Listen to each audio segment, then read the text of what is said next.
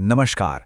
उत्तर प्रदेश के सोनभद्र की पहाड़ियों में ना एक ऐसा किला छुपा है जिसके बारे में कहानियां तो बहुत हैं, पर सच क्या है ये बहुत कम लोग जानते हैं। चलिए आज हम विजयगढ़ किले के उन्हीं रहस्यों की दुनिया में चलते हैं जहां हर पत्थर एक नई कहानी कहता है।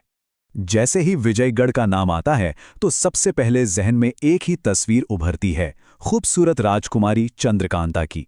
एक उपन्यास ने इस किले को हमेशा हमेशा के लिए उस राजकुमारी से जोड़ दिया जिसकी कहानी ने न जाने कितनी पीढ़ियों को अपना दीवाना बनाया है।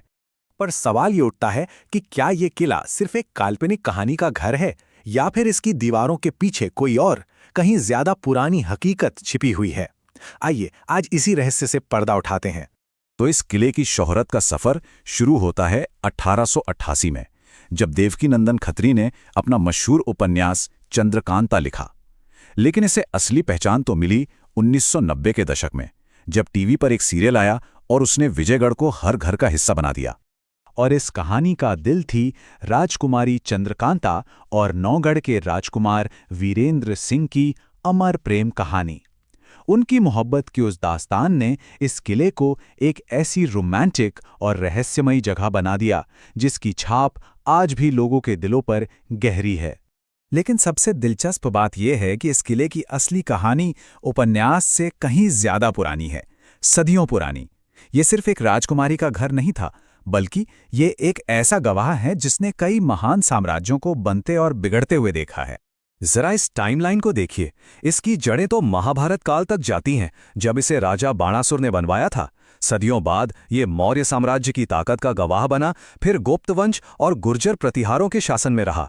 मुगल बादशाह अकबर ने भी इस पर कब्जा किया और आखिर में ये काशी नरेश के हाथों में आया। सोचिए कितनी लंबी और शानदार यात्रा रही है इसकी। तो ये तो हुई इसके शानदार अतीत की बात, लेकिन आज ये किला कैसा दिखता है? चलिए समय के इस सफर से लौटकर आज की हकीकत पर नजर डालते हैं। कहानियों में जो चंद्रकांता का रंग महल था वो बहुत ही भव्य और सुंदर था, पर आज की हकीकत वो कुछ और ही है। ये महल अब एक खंडहर में तब्दील हो चुका है। इसके दीवारों के बीच से पेड़ उगाए हैं जो दशकों की उपेक्षा की कहानी खुद बयां करते हैं। पर इन खंडहरों के बीच भी इसकी पुरानी शान आज भी जिंदा है।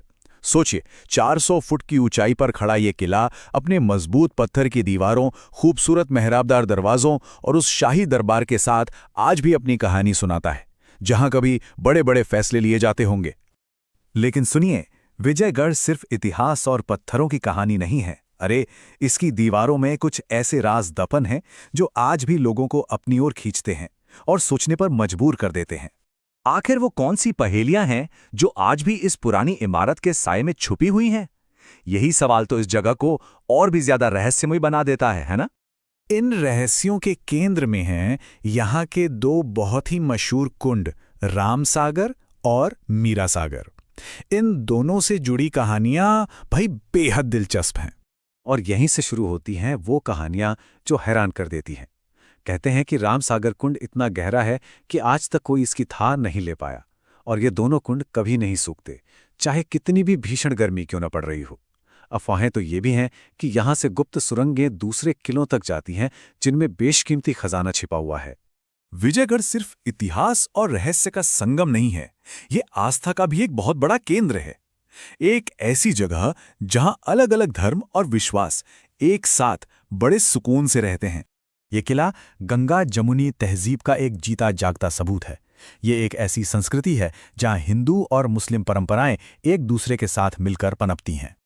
और यहाँ की तस्वीर इस बात को बहुत खूबसूरती से बयां करती है। एक तरफ हिंदुओं के लिए पवित्र रामसागर कुंड है और एक प्राचीन गणेश मंदिर भी, तो वहीं दूसरी ओर हजरत मीरान शाह बाबा की मज़ार है, जो हर धर्म के लोगों के लिए आस्था का केंद्र बनी हुई है। और हर साल अप्रैल के महीने में यहाँ एक उर्स का मेला लगता है, जो इसी साझा विरासत का जश्न मनाता है। इस मेले में हर धर्म के लोग एक साथ आते हैं। तो आखिर में सवाल यही उठता है कि हम विजयगढ़ को बस एक भूला हुआ खंडहर बनकर रह जाने देंगे, या फिर इसे भविष्य के लिए एक अनमोल खजाने के रूप में संजोकर रखेंगे? ये सवाल सिर्फ विजयगढ़ का नहीं है, बल्कि हमारी हर ऐतिहासिक धरोहर का है।